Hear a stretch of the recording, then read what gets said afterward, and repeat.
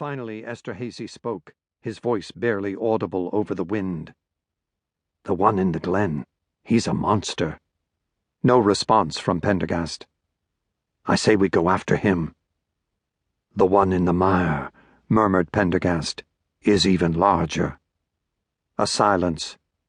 "Surely you know the rules of the lodge regarding entrance into the mire?" Pendergast made a short, dismissive gesture with a pale hand. "I am not one who is concerned with rules. Are you?" Esterhazy compressed his lips, saying nothing. They waited as a grey dawn bled suddenly red into the eastern sky, and the light continued to creep over the stark highland landscape. Far below, the mire was now a wasteland of black pools and ribbons of marshy water, quaking bogs and heaving quickmire interspersed among deceptive grassy meadows and tors of broken rock. Pendergast extracted a small spyglass from his pocket, pulled it open, and scanned the mire. After a long moment he passed the glass to Esterhazy. "He's between the second and third tor, half a mile in. A rogue stag, no harem." Esterhazy peered intently. "Looks like a 12-point rack on him." 13, murmured Pendergast. "The one in the glen would be much easier to stalk. Better cover for us. I'm not sure we have even a ghost of a chance of bagging the one in the mire. Aside from the, risks of going in there, it'll see us a mile away. We approach on a line of sight that passes through that second tor, keeping it between us and the stag. The wind is in our favor. Or even so, that's treacherous ground in there."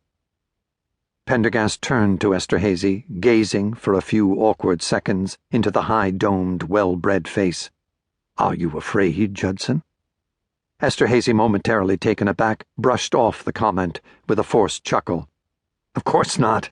It's just that I'm thinking of our chances of success. Why waste time in a fruitless pursuit all over the mire when we have an equally fine stag waiting for us down there in the glen?" Without responding, Pendergast delved into his pocket and extracted a 1-ounce coin. "Call it."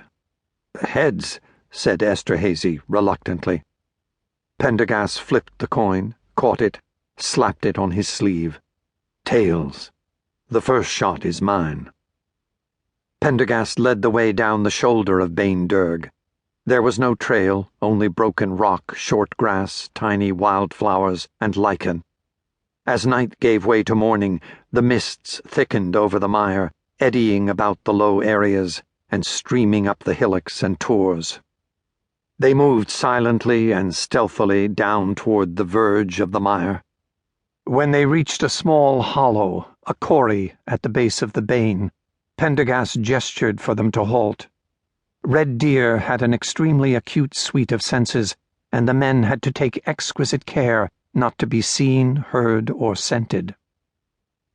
Creeping to the brow of the corrie, Pendergast peered over the top.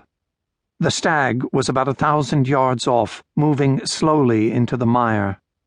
As if on cue, he raised his head, snuffled the air, and let out another ear-shattering roar, which echoed and died among the stones, then shook his mane and went back to sniffing the ground and taking odd snatches of grass. "My God," whispered Esterhazy, "he's a monster." "We must move quickly," murmured Pendergast.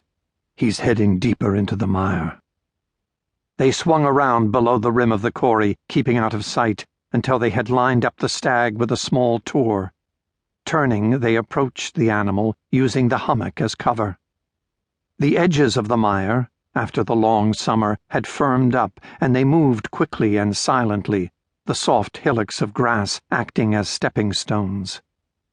They came up in the lee of the hill, then hunkered down behind it. The wind was still in their favor, and they heard the stag roar again, a sign he was unaware of their presence. Pendergast shivered. The end of the roar sounded uncannily like that of a lion. Motioning Esterhazy to remain behind, he crept up to the hill's edge, cautiously peering through a tumble of boulders. The stag stood 1,000 yards off, nose in the air, moving restlessly.